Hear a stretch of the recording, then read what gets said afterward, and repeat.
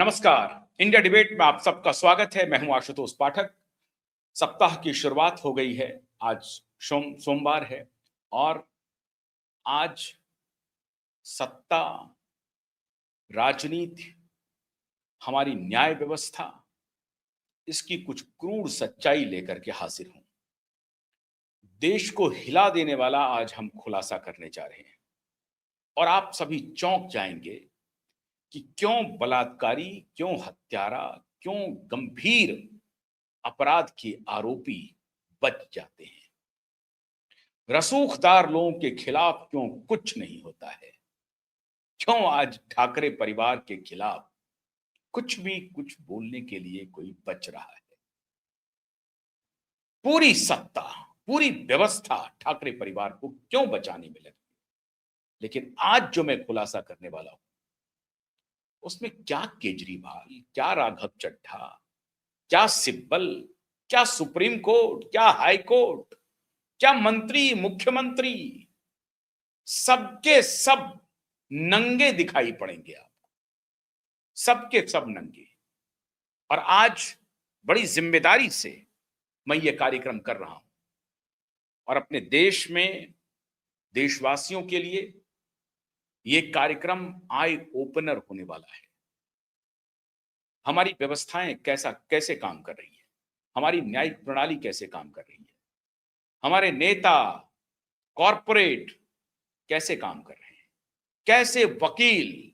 कैसे वकील और जजों की सांठ-गांठ से एक मुख्यमंत्री ने अपनी जान गंवा दी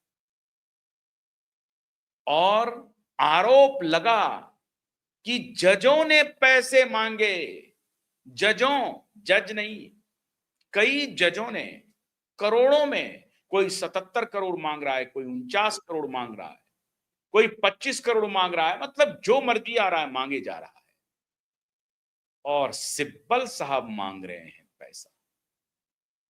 बड़ी बड़ी बात करते हैं, नैतिकता की बात करते हैं, सार्वजनिक जीवन में मोरालिटी की बात करते हैं, सदाचार की बात करते हैं, पूरी दुनिया को शिक्षा देते हैं।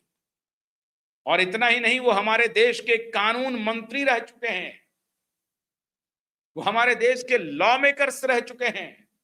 आज भी वो लॉ मेकर हैं, वो सांसद हैं, सांसद थे, चुने हुए प्रतिनिधि थे। हमारे देश की जनता उन्हें चुनती है। वो व्हाइट कॉलर में चलते हैं, कॉलर उठा के बात करते हैं, लेकिन बेईमानी की पराकाष्ठा कर देते हैं। कोई जांच नहीं होती, आरोप लग करके रह जाता है, कोई जांच नहीं होती। आज पूरी जिम्मेदारी से जनता की अदालत में वो एक्सपोजे लाया हूं जिस पर सबने पर्दा डाल दिया है, मिट्टी डाल दिया, दबा दिया, अंडर द कारपेट। सब चुप, मौन। एक मुख्यमंत्री गुजर गया लेकिन उसकी सुनने वाला कोई नहीं। तो स्वागत करते हैं नीलेश ओझा जी का। उन्हीं की जुबानी आज पूरी कहानी आपको हम सुना रहे हैं कि क्यों आदित्य ठाकरे को सजा नहीं हो रही है, क्यों उसके खिलाफ एफआईआर रजिस्टर नहीं हो रहा है। कैसे होगा जब पूरे कुएं में भांग डला हुआ है, तो होगा कैसे। यहां दाल में काला नहीं है, पूरी दाल काली है। आटे में नमक नहीं है, पूरे नमक में आटा है। तो क्या कर सकते हैं, किससे उम्मीद करेंगे आप। सुप्रीम कोर्ट के माननीय जजेज, हमारे देश के पूर्व कानून मंत्री, हमारे देश के माने हुए लॉयर, उनकी करतूत आज श्रीमान नीलेश ओझा जी आपको बताते हैं। मामला है एक प्रदेश के मुख्यमंत्री का, और उस मुख्यमंत्री ने क्या लिखा है वो सब नीलेश जी एक एक करके आज आप जनता की अदालत में बताइए। आज जनता की अदालत लगी है। हाँ, देखिए क्या है, अभी आप पहले मेन मुद्दे पे रहिए। मेन मुद्दा है कपिल सिब्बल, जिन्होंने माननीय सीजेआई सूर्यकांत जी के सामने मेंशन किया कि साहब एनसीईआरटी में जो जुडिशरी के भ्रष्टाचार के वर्ड लिखे हैं वो बहुत गलत है। अब इनको दुख क्यों हो गया था?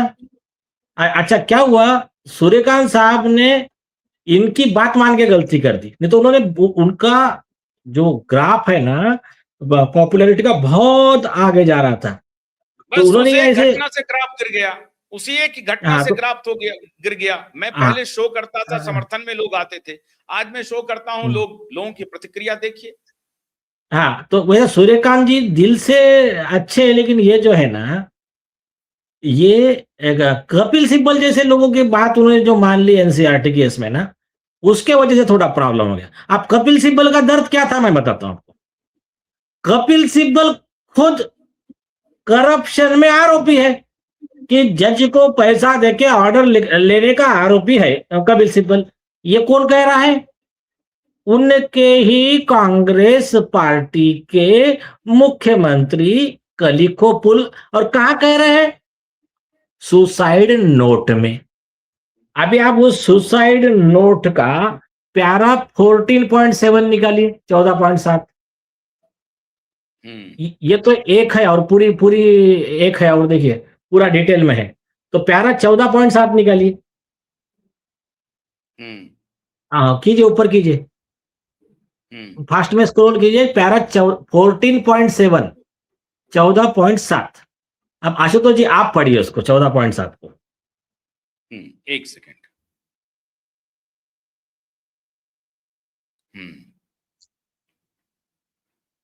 हाँ, एक मिनट लिखना। हाँ, बस बस बस, हाँ, यस। सोनिया गांधी और राहुल गांधी मुझसे नहीं मिलते थे। एक और सलमान खुर्शीद और गुलाम नबी आजाद ने मेरी बात सही से सुनी व मदद करने की कोशिश की थी, लेकिन नारायण स्वामी ने 110 करोड़ रुपए पार्टी फंड और खुद के लिए मांगे थे, जिसे उन्होंने पर्सनल स्टाफ बीएस यादव के थ्रू से मांगे थे। Sagar Ratna south Indian restaurant में कई बार मुझे बुलाया और अपनी मांग बताई। कपिल सिब्बल ने 9 करोड़ रुपए मांगे थे। जब कमलनाथ से मिला तब उन्होंने भी 130 करोड़ रुपए के लिए मुझसे कहा था, जिसे उन्होंने अनुपम गर्ग, मिस्टर मिगालिनी और नवीन गुप्ता से कहलवा कर मांगे थे। पैरा 14 नंबर 9 है। इन सभी बातों पर मुझे नहीं बहुत नहीं ही नहीं, इसको इसको छोड़ दीजिए, अभी इसको छोड़ दीजिए। हाँ आप कपिल सिब्बल 9 करोड़ मांग रहे, ठीक है, आगे चलिए। मांगे। अब अब आइए आप प्यारा ये तो नंबर सब पैसे 50। ही मांग रहा है सर, ये तो सब पैसे ही मांग रहा है। ये हाँ सारे अब नेता आप, पैसे ही मांग रहे हैं। जो आ नहीं रहे हैं नेता उनके छोड़, पास समाधान के लिए सब कह रहे हैं पैसे ले आओ, 110 करोड़ ले आओ, नहीं 120 नहीं, करोड़ ले आओ। अरे रुको ना यार, रुको ना, नेता को छोड़ दो ना यार, नेता तो हाँ, वो करप्ट है, वो अलग विषय है।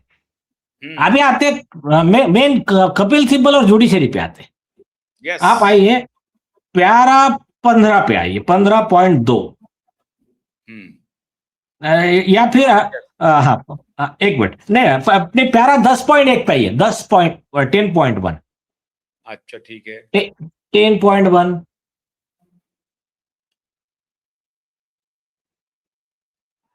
ऊपर चला गया, हाँ यही है। एक मिनट थोड़ा सा। पढ़िए पढ़िए। ये 10.1। हाँ नहीं नहीं, ये 19 है। हाँ, थोड़ा आगे सा लो। यही है। ये क्या? ये क्या? जस्टिस एच एल दत्तू का नाम लिखा है, देखो 28 हाँ, करोड़ लिए करके। पीडीएस घोटाला को आगे 5वें रिलीफ फंड में 989। नहीं नहीं, ये 8 पॉइंट पढ़ रहे हैं, 10.1 करोड़ ना, आगे आगे चलो ना, आगे आगे 10.1। बताओ। 10.1 करो। हाँ 10 पॉइंट। हाँ, हाँ ये 2 आ दबाओ। गया, इसके ऊपर, इसके इसके जस्ट ऊपर। हाँ 10.1 आगे ना। गुवाहाटी हाईकोर्ट ने तुकी के खिलाफ की गई सुनवाई में तुकी को दोषी ठहराते हुए सीबीआई की जांच के आदेश दिए थे, लेकिन उसी केस में सुप्रीम कोर्ट के जस्टिस एच एल दत्तू को 28 करोड़ रुपए की घूस देकर स्टे लिया और आज भी खुलेआम घूम रहे हैं। ये नवाम तुकी के बारे में कहा जा रहा है। हाँ, तो इम्पोर्टेंट क्या है, सुप्रीम कोर्ट के justice HL justice Dattu HL Dattu को कितने रुपए दिए? Guwahati high court. अच्छा, अच्छा, सुप्रीम कोर्ट के, हाँ, सुप्रीम कोर्ट के एचएल दत्तू अरे को, यस। नहीं नहीं, उसमें क्या लिखा है मैं बताता हूँ। हम्म हाई कोर्ट ने ऑर्डर किया ईमानदारी से, हम्म उसके खिलाफ सीबीआई इन्वेस्टिगेशन किया। हम्म वो आदमी ऊपर गया और जस्टिस एचएल दत्तू को 28 करोड़ रुपए दिए और ऑर्डर खारिज करा के स्टे करा के बैठ गया। अब आपको मिलता जुलता कुछ याद आ रहा है पास का? आपके परम आदरणीय जस्टिस चंद्रचूड़ और अभिषेक मनु सिंघवी और अभिषेक बैनर्जी का, ममता बनर्जी के भांजे का मिलता जुलता याद आ रहा है कुछ? हाँ हाँ, आ रहा है, मिलता आ रहा है। नहीं, मैं बताता हूँ। नहीं नहीं याद आ रहा तो मैं दर्शकों के लिए बताता हूँ, रुको जरा। हम्म माननीय हमारे जस्टिस जो है गंगोपाध्याय जी ने हम्म आपके पश्चिम बंगाल के करप्शन के ऊपर डायरेक्ट लिखा, शिक्षा भर्ती घोटाला, ये घोटाला, वो घोटाला, और कहा कि ये लोग इतना डायरेक्ट करप्शन दिख रहा है, सीबीआई शुड इन्वेस्टिगेट। हम्म अब सीबीआई इन्वेस्टिगेशन में क्या प्रॉब्लम आ गया इनको? अगर ये गलत नहीं है तो इनको इन्वेस्टिगेशन में क्या प्रॉब्लम था? कोई बात नहीं, पहुंच गए सुप्रीम कोर्ट। अभिषेक मनु सिंघवी खड़े होते हैं, 2 मिनट में जस्टिस चंद्रचूड़ स्टे कर देते हैं ऑर्डर को। अब कारण क्या तुम्हारा स्टे करने का? चलो कोई बात नहीं, कोई बात नहीं, आपने कर दिया स्टे, लेकिन आप एक करप्शन को बचा रहे थे, एक साबित कैसा हो गया? ईडी के केस के इन्वेस्टिगेशन में, उसी मैटर में वो मिनिस्टर के घर पे 65 करोड़ कैश मिल गए।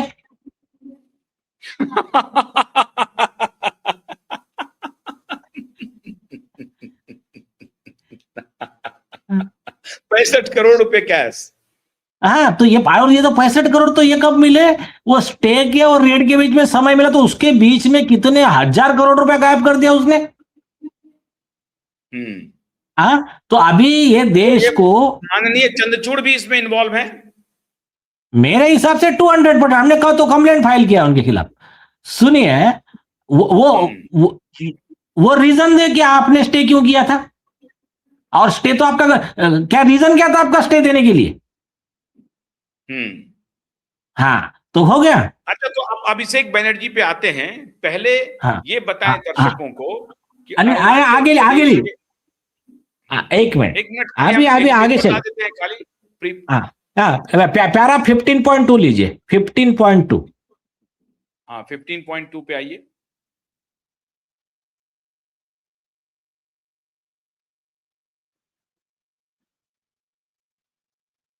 ये अपने दर्शकों को हम बताएं कि अरुणाचल प्रदेश के मुख्यमंत्री थे कालिखो पुल, और मुझे याद है कि जिस दिन उनकी मृत्यु हुई है उसके 2-4-5 दिन पहले संयोगवश मैं अरुणाचल भवन में था और मेरी मुलाकात हुई। बस वेरी डिसेंट का है।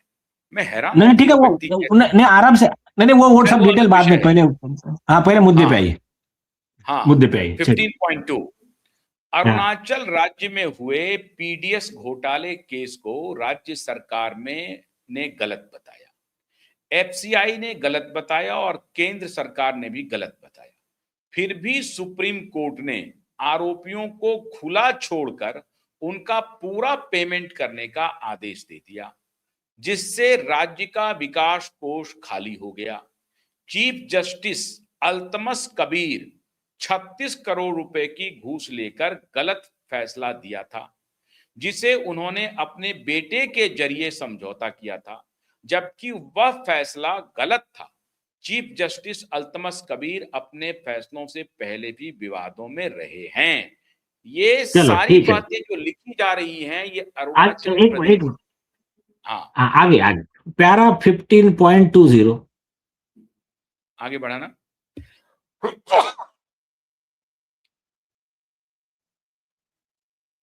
आगे आगे चला गया। अच्छा, 15.20, हाँ, आगे आगे बढ़ाओ।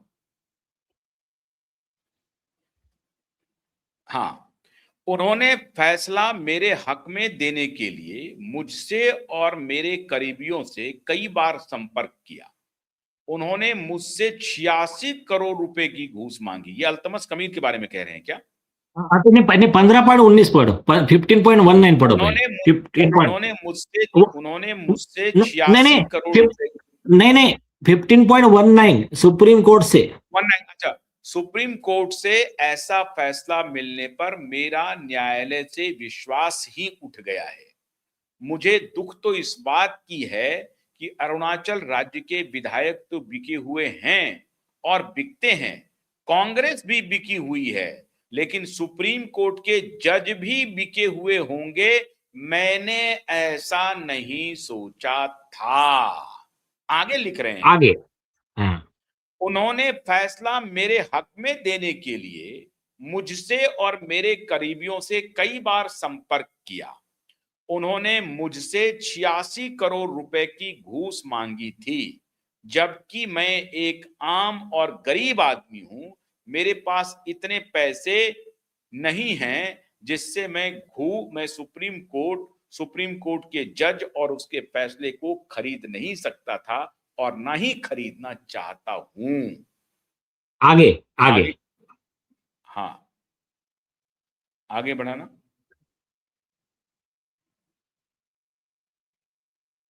एक मिनट जरा प्रवीण आगे बढ़ाइए। नहीं नहीं उतना आगे नहीं, 15.21, 15.21। 21, क्योंकि मुख्यमंत्री की जो कुर्सी है वह जनता की सेवा और सुरक्षा के लिए है, जिसको मैं खरीद कर हासिल नहीं करना चाहता हूं। इसीलिए मैं कोर्ट में दोबारा नहीं गया और ना ही दोबारा अर्जी डाली। वीरेंद्र कहर, जस्टिस कहर के छोटे बेटे ने मेरे आदमियों से संपर्क कर मुझसे 49 करोड़ रुपए मांगे। ये जस्टिस कहर खैर हैं, इसी जस्टिस कहर सीजीआई के थे। ऊपर सहारा केस में भी आरोप लगा था। इनके हाँ, बेटे का भी स्टिंग वहां के किसी ने करने की बात की थी। अब आगे हाँ, 15.24 में है कपिल सिब्बल श्रीमान। आ गए। सुप्रीम हाँ, कोर्ट हाँ, में इनकी अपनी हाँ, लॉबी है कपिल सिब्बल की। हर वकील, हर जज इन्हीं के इशारे पर घूस लेकर झूठे फैसले करते और नाचते हैं। कपिल सिब्बल ने चार्टर्ड प्लेन में गुवाहाटी आकर आधे आधा घंटे घंटा। में ही कोर्ट से कीप इन एबियंस ऑर्डर लिया था, जबकि पहले कोर्ट ने इस केस को टर्न डाउन कर दिया था। इस पर मैं प्रशांत तिवारी के साथ कपिल सिब्बल से 4 बार मिला।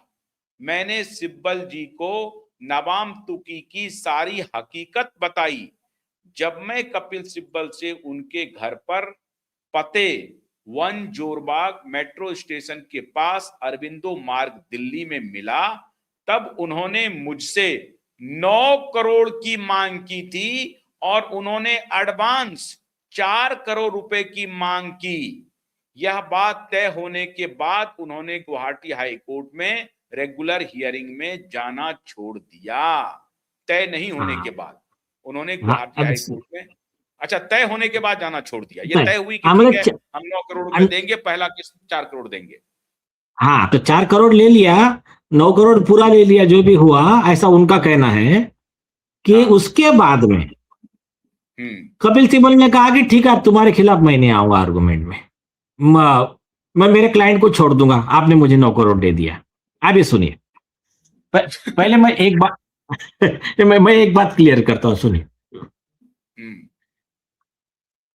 कलिखो ये सुसाइड नोट है, तो ये जो नोट होता है ना, तो और सुसाइड कालिखो पुल नोट कौन है ये बता दें दर्शकों को। कालिखो पुल अरुणाचल प्रदेश के पूर्व मुख्यमंत्री हैं, उनका ये कांग्रेस के सुसाइड नोट है। कांग्रेस कांग्रेस के मुख्यमंत्री, हाँ, इनकी पार्टी के हाँ, मुख्यमंत्री थे। नवाम तुकी भी उन्हीं की पार्टी के थे, जिनके खिलाफ ये हाँ, लड़ाई हाँ, लड़ रहे थे। नवाम तुकी हाँ, को हटा करके इनको मुख्यमंत्री बनाया गया था और फिर नवाम तुकी ने जो बैग वैग पहुंचाना शुरू किया या जो भी है, फिर इसने भी इनको भी ये कहा कि भाई तुम भी पैसा दो। मतलब कांग्रेस पार्टी तसीली पार्टी बन गई थी वहां पर।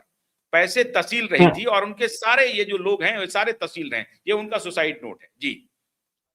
हो गया। अभी दूसरी चीज, पहले मैं एक बात क्लियर करता हूं। इसको अभी अपना स्क्रीन ले लीजिए, इसको हटा दीजिए, अभी अपना फुल स्क्रीन कर लीजिए। यस। हाँ, तो अभी एक मिनट, हाँ, एक बात अभी मैं क्लियर करता हूं। देखिए, इनका अनुभव ये पहले के जज के समय रहा होगा, लेकिन एक बात सारा देश जानता है, दिखता है आंखों के सामने, हमारे माननीय सीजे सूर्यकांत जी के समय में ये कपिल सिब्बल, मनु सिंह भी इनकी दाल नहीं गलती है, ये इनकी दुकानदारी नहीं चल रही है अभी, ये बात साफ है। एनसीईआरटी वाले में गल गई ना।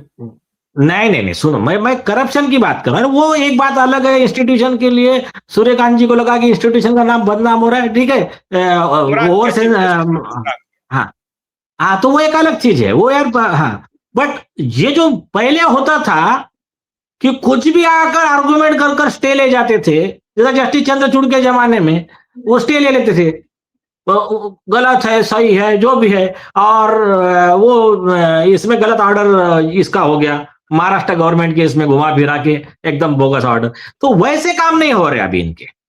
अभी सूर्यकांत जी ने सारे जो डिसऑनेस्ट सीनियर वकीलों की दुकानदारी बंद कर दी। उन्होंने क्लियर कहा, तुम सीनियर होगे, तुम मेंशन करोगे, तुम्हारा मैटर लगेगा नहीं। एज ए रूल जिसका अर्जी फाइल हुआ 3 दिन में, हफ्ते भर में मैटर बोर्ड पे आ जाएगा। तो ये जो अमीरों के मैटर लगने के, कपिल सिब्बल के मैटर लगने के, गरीबों के, जूनियर वकील के नहीं लगने के, वो डिस्क्रिमिनेशन खत्म हो गया। तो ये जो था कलिकोपुल जी का अनुभव जो उनके इसमें लिखा है, वो थोड़ा सा अभी आज के डेट में स्थिति सुधरी है, पर ठीक है। लेकिन आते हैं मेन मुद्दे पे। मेन मुद्दा क्या है? देश का दुर्भाग्य देखिए आप, कॉमन मैन आरोप करता है तो उसकी आवाज कहां जाती कुछ समझ में नहीं आता। बल्कि हमारा संविधान क्या कहता है? Article 14, equality of before law, equal protection of the law. किसी के भी साथ में अन्याय हुआ उसको वही ट्रीटमेंट मिलेगी। अंबानी के साथ में जो उसको आप फैसिलिटी दोगे लॉ में, सेम फैसिलिटी आपको एक गरीब रिक्शा चलाने वाला भी है उसको भी देना पड़ेगा, एक भिखारी रास्ते के बाहर पड़ा है उसको भी देना पड़ेगा आपको। तो आपको लॉ में भेदभाव नहीं करते आएगा, सेम ट्रीटमेंट सबको देना पड़ेगा। अब यहां पर कॉमन मैन ने अगर जज के करप्शन के बारे में बोल दिया, उसके ऊपर तो टूट पड़ जाते। सबसे पहले कौन टूट पड़ते? भ्रष्ट जजों के दलाल, और दूसरे भ्रष्ट जज खुद, और ये उनके चमचे कुछ बार के मेंबर या बार एसोसिएशन जो भी है, ये इनका फिक्स है। लेकिन कोई बात नहीं, चलते रहता है, वो सारा देश देख रहा है वो। लेकिन यहां पर लेवल देखो आप, कॉमन मैन तो छोड़ दीजिए, रिटर्न कंप्लेंट छोड़ दीजिए, देश के एक स्टेट का मुख्यमंत्री वो सिंपल कंप्लेंट नहीं करता है, वो सुसाइड नोट लिखता है और सुसाइड करता है। उसके बाद में देखिए अपने लॉ में प्रोविजन है कि जब तक वो डिस्प्रूव नहीं होती सुसाइड नोट ये सही मानी जाएंगी, क्योंकि मरने वाला आदमी कोई झूठ नहीं बोलता, ये लॉ है इंडिया का। आप मुझे इतना बताइए, कोई भी एक गरीब आदमी के खिलाफ कोई सुसाइड नोट लिखकर मर गया, क्या करते? प्रोसीजर क्या है अपने यहां पर देश में? एफआईआर रजिस्टर होता है, तुरंत पुलिस अरेस्ट करने पहुंच जाती है। अब ये मैटर में इतने क्लियर तरीके से एक सीएम सुसाइड नोट लिखता है, आज तक एफआईआर नहीं हुई उसमें। ये इस देश का दुर्भाग्य है। तो कैसा है, मैं आपको ना इसको और 2 लाइन में क्लियर करता हूं। देखिए, कल वो एक दिल्ली कोर्ट में एडवोकेट निर्जा ग्रोवर करके जूनियर लेडी है, बहुत अच्छा काम किया उसने। उसके इसके लिए घूस मांगी जमानत के लिए, तो बोला गरीब मेरा क्लाइंट कहां से देंगे और हम वकील किस लिए, फिर अगर उसको न्याय नहीं दिला सके तो सीबीआई को कंप्लेंट कराई, जज के रीडर को अरेस्ट करवा दी। एक्चुअली फिर जज पर भी कार्रवाई होनी चाहिए, उसके मर्जी के बगैर थोड़ी मांगा होगा उसने। तो ये एक हो गया। तो अभी क्या है, यहां पर सुसाइड नोट होने के बाद में भी अभी तक कार्रवाई नहीं हुई। तो इसका नाम जो ये है, सुप्रीम कोर्ट ने संविधान पीठ में, अच्छा सबसे बड़ा जोक, उस समय आरोपी जज के वकील खुद कपिल सिब्बल थे। 1991 में के वीरास्वामी में मद्रास हाईकोर्ट के जज के ऊपर, जो चीफ जस्टिस थे मद्रास हाईकोर्ट के, उनके ऊपर करप्शन के चार्ज लगे, तो उसके ऊपर उनको बचाने के लिए ये आ गए कपिल सिब्बल और बोलने लगे नहीं, जज के ऊपर कोई क्रिमिनल केस नहीं हो सकता है। कॉन्स्टिट्यूशन बेंच ने बोला कैसा नहीं हो सकता है बोला कैसा नहीं हो सकता है। उन्होंने कहा भारतीय संविधान पढ़ लो, सिर्फ 2 लोगों के खिलाफ केस नहीं हो सकता है जब वो पोस्ट पे, एक है माननीय राष्ट्रपति, दूसरा है कैग। तो कैग और राष्ट्रपति के अलावा ना चीफ जस्टिस ऑफ इंडिया, ना कोई इस देश में कोई भी क्रिमिनल प्रोसिक्यूशन से सुरक्षित नहीं है। क्रिमिनल प्रोसिक्यूशन होगा और सिर्फ सैंक्शन टू प्रोसिक्यूट कब लगेगा, जब प्रिवेंशन ऑफ करप्शन एक्ट का केस रहेगा। बाकी सारे मामले में एक आम आरोपी के जज के ऊपर प्रोसिक्यूशन, और उनको जब इंसल्ट किया था प्रिंसिपल को, ऑर्डर में जज और आम आदमी इक्वल है, ऑर्डर में ये सुप्रीम कोर्ट ने खुद लिखा जजमेंट में। हो गया। उसके बाद में ये आगे वर्ड क्या लिखा मालूम है, बोले कपिल सिब्बल का कहना है कि जिसने, जो एजेंट है जज का, सिर्फ उसके ऊपर कार्रवाई कर देने की, मतलब इनकी बात अगर मान ले तो एजेंट पे कार्रवाई कर देने की, लेकिन जो जज है, जो मेन बेनिफिशियरी है, जिसने मेन पैसा लिया, उसको छोड़ देने का। ये किसी भी डेमोक्रेटिक कंट्री में ऐसी सिचुएशन को हम परमिशन नहीं देंगे। तो ये सुप्रीम कोर्ट के अच्छे जजों ने बहुत सुंदर तरीके से इसमें एक्सप्लेन कर दिया लॉ, सिर्फ उसमें एक राइडर ऐड कर। नहीं, एक में मैं ये जानना चाहता हूं, नई दिल्ली का इलाका है, बड़ा ही खूबसूरत लुटियन जोन का इलाका है, जिसमें बहुत नामी नामी क्लब है, जिम खाना क्लब है, आईआईसी है, हैबिटेट है। इन सारे क्लबों में श्रीमान बड़े बड़े पत्रकार, लॉयर्स वगैरह, जज वगैरह सब बैठते हैं, नेता वगैरह सब, और उसमें बड़ी साफगोई से ये लोग कॉलर उठा उठा करके बात करते हैं। और इसके इन्फ्लुएंस में जितने इनके चमचे, इडियट ब्यूरोक्रेट्स जो है, इल इन्फॉर्म्ड ब्यूरोक्रेट्स, दलाल ब्यूरोक्रेट्स, वो पूरा माहौल बनाते हैं। माननीय सिब्बल जी, माननीय सिब्बल जी, माननीय ये, माननीय वो। ये खेल चल क्या रहा है नीलेश जी, ये बताइए, ये क्या है? ये सब ये दलालों का कोठा बना हुआ है क्या? ये लुटियन जोन, मैं पूरी जिम्मेदारी से कह रहा हूं। सुनिए, देखिए प्रॉब्लम उधर नहीं है। प्रॉब्लम कैसा है बताता हूं मैं। कॉमन मैन को डराने का प्रयास किया जाता है कि तुम अगर जज के खिलाफ बोलोगे तो तुम्हारे ऊपर कार्रवाई होगी। जज चाहे न्याय बेच दे, जज चाहे देश बेच दे, जज चाहे कोई भी अपराध कर दे, बोलने का नहीं। ये नैरेटिव कौन चलाता है? ये एक भ्रष्ट जज और उनके दलाल वकील। उसमें कपिल सिब्बल भी आ गए, अभिषेक मनु सिंघवी भी आ गए, तो ये जो है, ये सिद्धार्थ लूथरा आ गए। तो ऐसे जो डिसऑनेस्ट लोग हैं ना, तो ये लोग ऐसा नैरेटिव चलाते हैं। लेकिन देखो, एकदम निगेटिव पिक्चर नहीं देना चाहिए। उसी के पैरेलल में क्यों नहीं दे हम निगेटिव पिक्चर? मैं 1 मिनट रुकिए, मैं क्यों नहीं दूं निगेटिव पिक्चर? भाई, एक राज्य का मुख्यमंत्री नोट लिख रहा है और लिख करके अपना बेचारा जान गंवा रहा है, और उसमें सुप्रीम कोर्ट के जज ने कितने पैसे मांगे, सिब्बल ने कितने मांगे, सब लिख रहा है। उसकी जांच नहीं हो रही। आप कह रहे हैं कि नहीं, उसकी जांच नहीं होनी चाहिए। गुडी गुडी क्यों होगा? नहीं, मैं ये बिल्कुल नहीं कहूं। साहब एक्शन क्यों नहीं ले रहे हैं इस पर? उठाएं अरे इस केस को।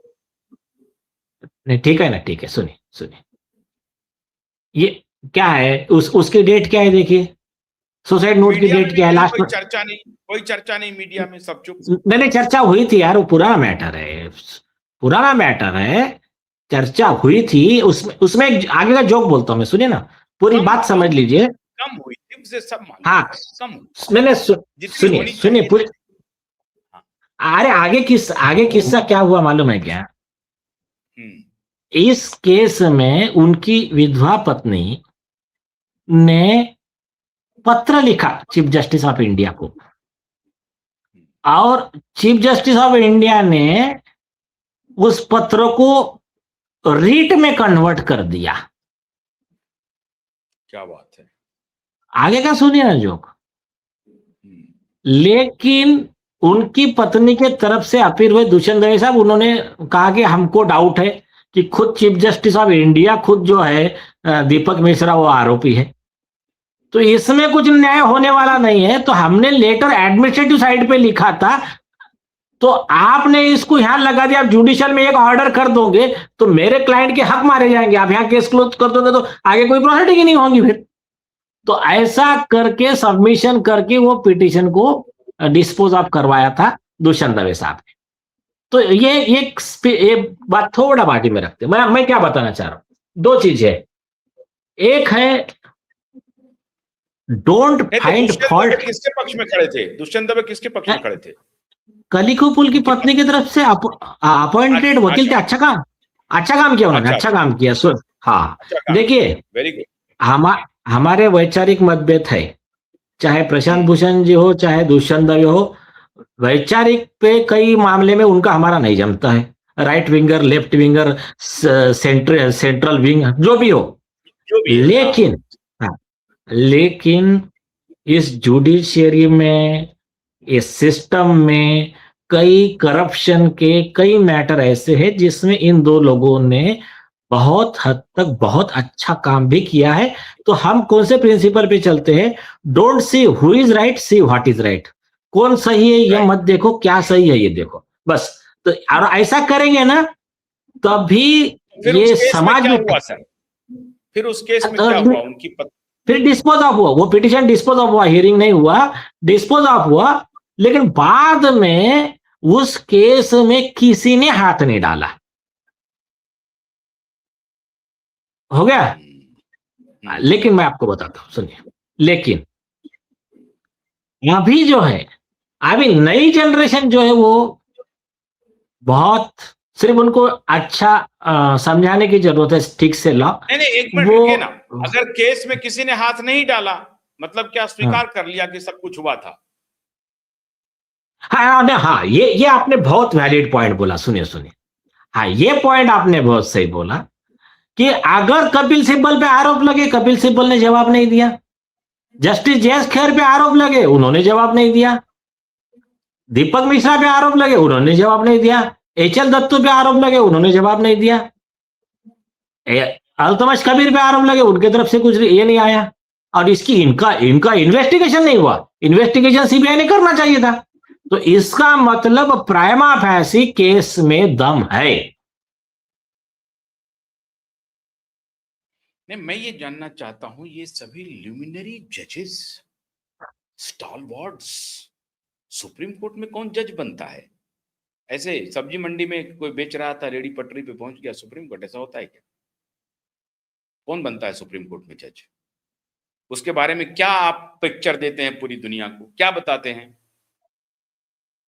ये देश के न्याय के प्रहरी हैं। कपिल सिब्बल इस देश का कानून मंत्री रहा है, कानून मंत्री रहे हैं कपिल सिब्बल। ऐसे व्यक्ति कानून मंत्री हैं जिनके ऊपर आरोप है, गंभीर आरोप है, और वो केस की सुनवाई नहीं हुई। और एक बात, आपके दूसरे परम आदरणीय अभिषेक मनु सिंघवी का जो वीडियो उस समय चला था, तो उसमें उनके डायलॉग के कुछ नहीं हुआ। नहीं सुनो ना, सुनो एक मिनट, अभी एक ये देखो ना, आप डबल स्टैंडर्ड देखो ना। तो उसमें क्या हुआ? उसमें वो कह रहे हैं कि मैं एक लेडी के साथ में कॉम्प्रोमाइज कंडीशन में है, लेडी एडवोकेट जनरल, और उसको कह रहे हैं कि वो दूसरे लेडी को मैंने ऐसा जज बनवाया, ये बोल रहे मुझे जज नहीं बना रहे। उसका इन्वेस्टिगेशन क्यों नहीं हुआ? हाँ, और आज वो आदमी वहां पर सीनियर काउंसिल का गाउन लेकर आर्ग्यू कर रहा है सुप्रीम कोर्ट को लगाने की इसका सीनियर काउंसिल का गाउन हटा देना चाहिए, इसको वकील के पोस्ट से निकाल देना चाहिए। नहीं, अभिषेक मनु सिंघवी का और कपिल सिब्बल का ये मिसकंडक्ट में नहीं आता है क्या आप लोगों के बायलॉज में? आप महिलाओं के साथ कॉम्प्रोमाइज पोजीशन में कैमरे पे पकड़ाते हैं कि, और वो पकड़ा रहे हैं कि हम जज बना देंगे, ये बना देंगे, वो बना देंगे। इसकी डीलिंग चल रही है, इसकी डीलिंग चल रही है। इसकी इतनी ताकत है कि ये सोशल मीडिया प्लेटफॉर्म पे सारे वीडियो रुकवा देती है। हाँ, और आदत वहां से सुप्रीम कोर्ट से ऑर्डर ले आते हैं कि मेरी मानहानि हो रही है, इसको रोक दीजिए। नहीं नहीं नहीं नहीं, मानहानि हो रही नहीं, कॉम्प्रोमाइज किया उन्होंने, मानहानि नहीं हुई। वो जो ड्राइवर ने जिसने सीडी सर्कुलेट किया था उसके साथ इन्होंने कॉम्प्रोमाइज किया, और इनका कहना था जो बंद कमरे में हुआ हमारे दोनों की मर्जी से हुआ, तो तुम उस पर नहीं बोल सकते। लेकिन तुम्हारे मर्जी का तुम्हारा पर्सनल लाइफ नहीं था, तुम तो वहां पर सुप्रीम कोर्ट के हाई कोर्ट के जज हमने कैसे बनाए, और तुम मेरे साथ सो तो मैं तुम्हारे साथ ऐसा करूंगा, ये वर्ड आप बोल रहे थे। तो आप न्यायालय की गरिमा डाउन कर रहे थे, आपने कंटेम्प्ट किया, तो इसके ऊपर में उनके ऊपर कंटेम्प्ट का सो मोटो एक्शन क्यों नहीं हुआ? नहीं तो जज, माननीय जजेस कर क्या रहे हैं? तभी तो मैं कह रहा हूं कि ये कोठा अगर कहा जा रहा है इस पूरे लुटियन जोन को, तो मैं क्या पूरा कह रहा हूं? नहीं नहीं नहीं, ठीक, सुनिए, हम क्या है। अभी आप रुक जाइए नीलेश जी, मेरे पास बहुत कुछ मिले हैं, मैं आपको भी नहीं छोड़ूंगा, ध्यान रख लीजिए आप। मैं तो कफन बांध करके निकला हूं, ये जान लीजिए आप। अभी मैं नहीं, अभी मैं आज कल में मैं पूछूंगा सवाल। मैं अगर अभिषेक मनु सिंघवी से पूछ सकता हूं, आपसे भी पूछ सकता हूं। आप हमें ये बताइए कि इसको कोठा क्यों ना कहें, इस लुटियन जोन को? आप जवाब सुनिए। इनका लाइसेंस क्यों नहीं सीज हो रहा है? कपिल सिब्बल का लाइसेंस क्यों नहीं सीज हो रहा है? अभिषेक मनु सिंघवी का लाइसेंस क्यों नहीं सीज हो रहा है? कालिको पुल कांग्रेस का मुख्यमंत्री कह रहा है कि उसका गैंग है, वो सारे जजों का सेटिंग करता है, सबसे मिलता है, पैसे पर वर्डिक्ट लेता है, हाई कोर्ट में चार्टर्ड प्लेन से आकर के आधे घंटे में वो वर्डिक्ट लेके चला जाता है। ऐसा कांग्रेस पार्टी का मुख्यमंत्री कह रहा है अपने, एक प्रकार से वो डाइंग डिक्लेरेशन है सर, जो सुसाइड नोट है। हाँ, और उस पर सुनवाई होती है, उस पर कोर्ट आता है, बाद में उस डिस्पोज करके चुप, सारे लोग चुप हो गए, अच्छा कोई बात नहीं यार, ये हमारे फ्रेटर्निटी का मामला है, उसको बचाओ। सुनिए, पहली चीज, मैं किसी को बचा नहीं रहा हूं, और दूसरी चीज, मेरा क्या कहना है, कार्रवाई होनी चाहिए, सिर्फ ना भाषा की मर्यादा रखो, कोठा बोलने की जरूरत नहीं है। बोलो अच्छा, ये एक बात गलत, आपने बना दिया उसको, आपने बना दिया उसको। अब आप बताइए, आप कानून के प्रहरी हैं, गाउन लेकर के बैठे हैं, और आप कह रहे हैं कि बंद कमरे में जो हम कर रहे हैं मेरा पर्सनल मामला है, उसने शिकायत नहीं किया। आप कह रहे हैं कि हम जज बनवा रहे हैं। नहीं, गलत है ना, जो कहा गलत है। अनर्गल बात बोल रहा हूं क्या? अरे नहीं, ठीक है, लेकिन आपको कोई नहीं रोक रहा है, लेकिन आप कह रहे हैं कि मैं जज बनवा रहा हूं उस कृत्य की वजह से। आपको ठीक है, करने का पूरा अधिकार है, आप करिए, कोई शिकायत नहीं कर रहा है तो।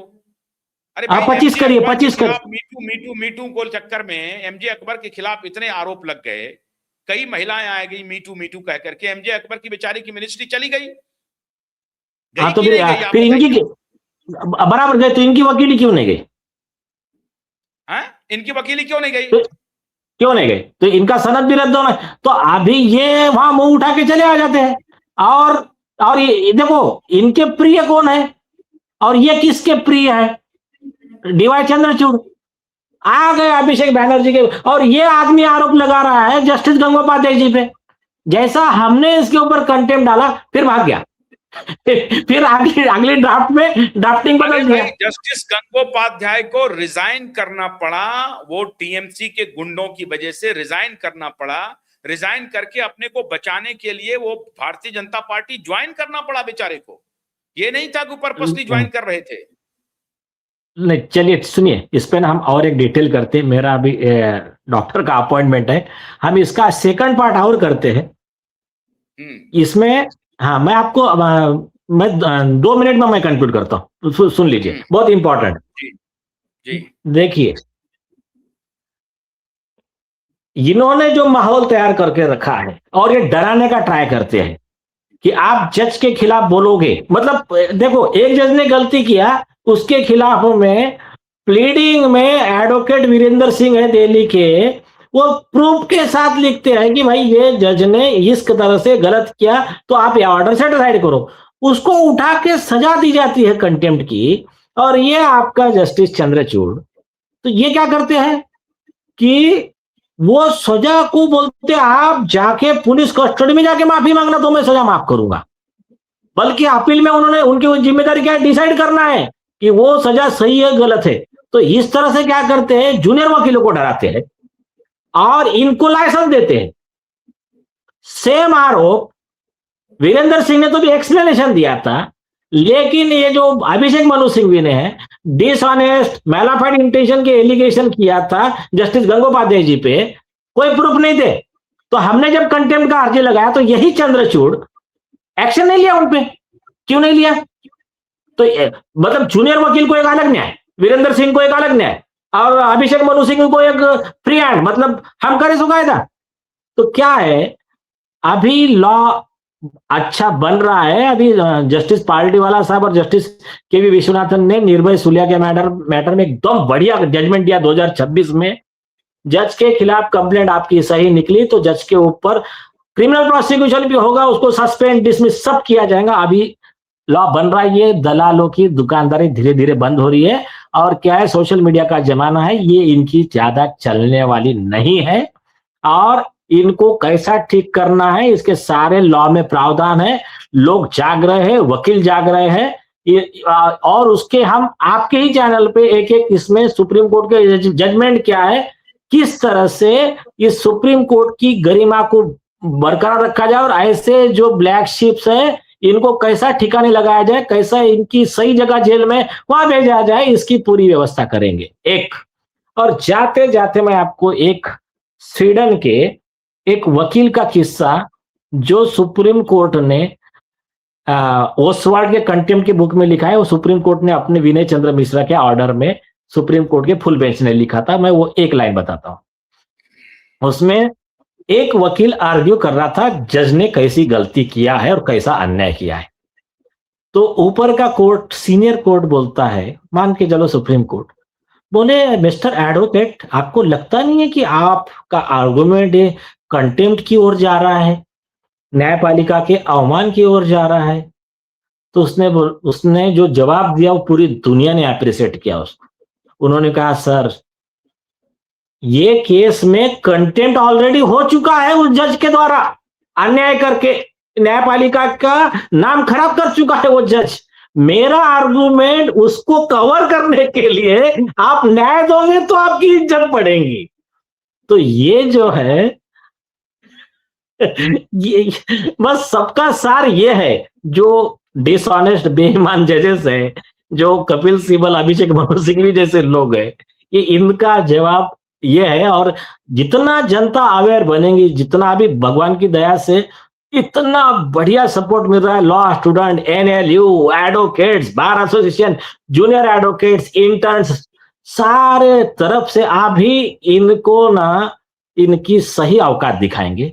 बस तब तक के लिए सिर्फ इतना ही कह सकते कि मतलब बुराई का ये रहता है, मतलब फड़फड़ाती ज्यादा है उसकी उम्र, लेकिन आज नहीं तो कल बुझने वाली है। तो उसको अगर सिंपल वर्ड में अगर ये बताया जाए कि अभी कुछ कुछ दिन की खामोशी है, फिर शोर हो जाएगा, और इन बेईमानों का सिर्फ वक्त था, हमारा दौर आएगा। जय हिंद। जय हिंद। बहुत बहुत शुक्रिया नीलेश ओझा जी, बहुत बहुत शुक्रिया। आज जो मैंने आपको जो रिपोर्ट दिखाई है वो बहुत पहले इसकी चर्चा हुई थी, आप में से ज्यादातर दर्शक जानते भी होंगे। लेकिन महत्वपूर्ण बात मित्रों ये है कि ये है हमारे यहाँ की न्याय प्रणाली, जहां मुख्यमंत्री का सुसाइड नोट क्लियरली मेंशन कर रहा है नाम के साथ किस जज ने कितने पैसे मांगे, किस वकील ने कितने पैसे मांगे, और वो सारे वकील, सारे जज सफेद पोश हैं। दिल्ली दरबार में उनकी तूती बोलती है और आम नागरिक सिर्फ टकटकी लगाए देखते रहते हैं। सुप्रीम कोर्ट तो न्याय का मंदिर है और न्याय के मंदिर में ये जज, ये वकील न्याय के मंदिर को बदनाम कर रहे हैं। तो जिसे आप इज्जत की निगाह से देखते हैं, सम्मान की निगाह से देखते हैं, जिसके प्रति आप आदर भाव रखते हैं, उनका रवैया ये है। हमारी जिम्मेदारी है, मॉरल रिस्पॉन्सिबिलिटी है कि अंदर की बात निकाल करके आपके सामने रखें ताकि आप चक्षुदोष से पीड़ित ना हो। चक्षुदोष क्या है कि अगर हमारी और आपके आंख के ऊपर पर्दा डला हुआ है, ठीक से देख नहीं पा रहे हैं, जो अंधेरी कोठरी है उसमें देखना पड़ेगा झांक करके कि पर्दे के पीछे ये लोग खेल क्या कर रहे हैं। एक मुख्यमंत्री का नोट है और कुछ नहीं हुआ, कुछ भी नहीं हुआ। कांग्रेस पार्टी के नेताओं को सोचना चाहिए। सब खामोश है, कांग्रेस क्यों, बीजेपी वाले भी खामोश हों, लेकिन कांग्रेस पार्टी के बड़े बड़े नेता, शर्म आनी चाहिए उन्हें, शर्म आनी चाहिए।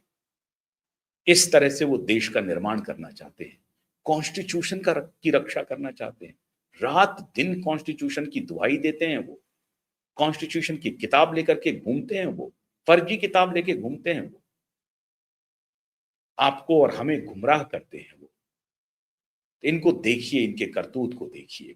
हमारी जिम्मेदारी है कि पूरी मजबूती के साथ इनके करतूत को आपके सामने लाऊं। बहुत बहुत शुक्रिया। नमस्कार।